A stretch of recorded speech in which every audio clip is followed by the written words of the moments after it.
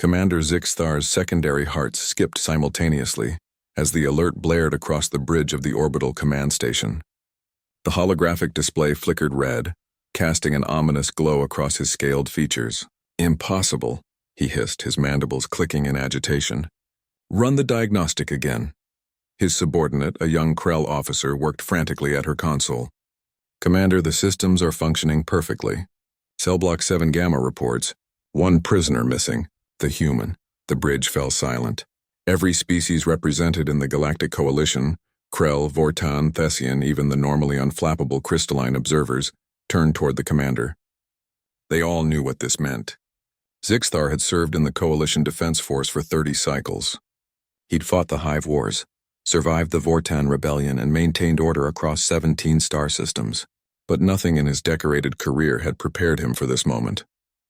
"Initiate Protocol Crimson," he said quietly, his voice barely above a whisper. The young officer's eyes widened. "Sir, that's a Class 5 lockdown." "That means—" "I know exactly what it means, Lieutenant. Do it." Within moments, sirens wailed across 3 entire planets. Orbital stations activated full defensive grids. Ground forces mobilized. Transit hubs sealed. It was the largest coordinated security response in Coalition history. All for one escaped prisoner. The human had been captured 3 months ago during a skirmish near the Outer Rim. Captain Sarah Chen, formerly of the Terran Exploration Fleet, had violated 73 Coalition regulations, including unauthorized weapons discharge, trespassing in restricted space, and what the official report euphemistically called excessive self-defense against a Vortan raiding party. The Vortans hadn't survived to dispute the charges. Zixthar pulled up Chen's file, studying it for perhaps the 100th time. The image showed a female human, average height by their species standards, with dark hair pulled back from an unremarkable face. Nothing about her appearance suggested the chaos she would unleash. But the file told a different story. Humans were new to the galactic stage, a young species that had only achieved faster-than-light travel 2 generations ago. They were classified as a Type 3 Death Worlder, hailing from a planet that would be considered a maximum security prison by most civilized species standards. Their homeworld featured weather systems capable of leveling cities, tectonic activity that regularly reshaped continents, and predators that had forced humanity's evolution into something the Coalition had never encountered before. They called it persistence. Where other species had evolved strength, speed, or specialized abilities, humans had evolved the capacity to simply refuse to stop. Their cardiovascular systems could maintain activity for hours. Their thermoregulation allowed them to operate in temperature ranges that would kill most species. Their psychological resilience meant they could endure isolation, stress, and trauma that would shatter other minds. And they healed. By the stars did they heal.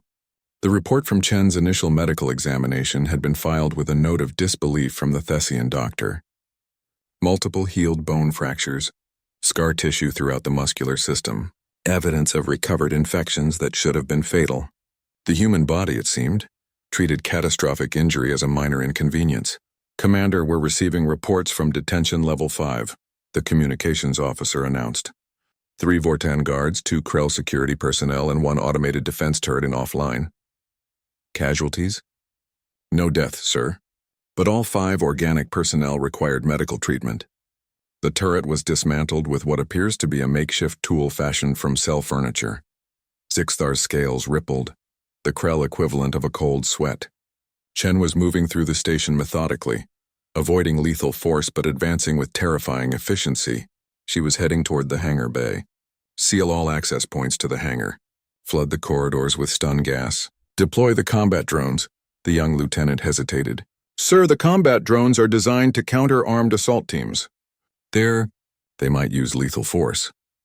The human has already disabled 8 trained guards and destroyed military equipment. She is an armed assault team." He paused, then added more quietly, "And if we don't stop her before she reaches a ship, this won't be a station problem anymore." The implications hung heavy in the air. One human, loose in Coalition space with a faster-than-light vessel, was a scenario that made even battle-hardened commanders nervous. Humans didn't have the Krell's natural armor or the Vortan's size advantage or the Thessians' telepathic coordination. What they had was worse. They had imagination backed by an absolute unwillingness to quit. Reports continued flooding in. Chen had evaded the stun gas by creating an improvised breathing apparatus from medical supplies. She'd disabled the combat drones by exploiting a vulnerability in their sensor arrays that no one had thought to protect, because no other species would have noticed it. She'd even managed to hack into a supply terminal and acquire standard maintenance equipment, which she was apparently wielding with disturbing effectiveness. "She's at the hangar bay entrance," Tactical reported. "The blast doors are sealed. There's no way through. They're rated for capital ship weapons." Zixthar allowed himself a moment of relief. Finally, something that could stop her. That relief lasted exactly 47 seconds. "Commander, the hangar bay doors are opening. From the inside." "That's impossible. Those controls are—" "She's not using the controls, sir. She's rerouted power from the emergency lighting grid through the maintenance conduits. She's literally rewired the station to open the doors." On the view screen, Zixthar watched as Captain Sarah Chen sprinted into the hangar bay, her stolen maintenance suit billowing around her. She moved with purpose toward a small Coalition shuttle, and Zixthar knew, with the certainty of someone who'd studied the human psychological profile, that she would fly that ship through whatever forces they threw at her. "Power down all ships in the hangar," he ordered. "Now." But even as the command was executed, he watched Chen pivot toward a different vessel, an older model that used a manual backup ignition system. Of course she'd known about it. Of course she'd planned for their countermeasures. The shuttle lifted off, its engines howling as it accelerated toward the hangar's atmospheric shield. Coalition fighters scrambled, but Zixthar knew it was too late. Chen had already calculated the optimal escape vector, had already planned her jump coordinates, had already ensured that by the time they organized pursuit, she'd be 3 systems away. As the shuttle vanished into the black, Zixthar slumped into his command chair. The lockdown would remain in effect for weeks. The investigation would take months. The political fallout would last years, all because of one human who'd simply refused to stay captured. He pulled up Chen's file one last time, reading the final line of her psychological evaluation. Subject demonstrates typical human persistence traits. Recommendation: do not engage unless absolutely necessary. When possible, negotiate. Zixthar laughed, a harsh barking sound that made his crew flinch. The Coalition had 3,000 member species, controlled 700 systems, and commanded fleets that could crack planets. But they'd just learned what every predator on Earth had learned millions of years ago. Never corner a human unless you're absolutely certain you can keep them there.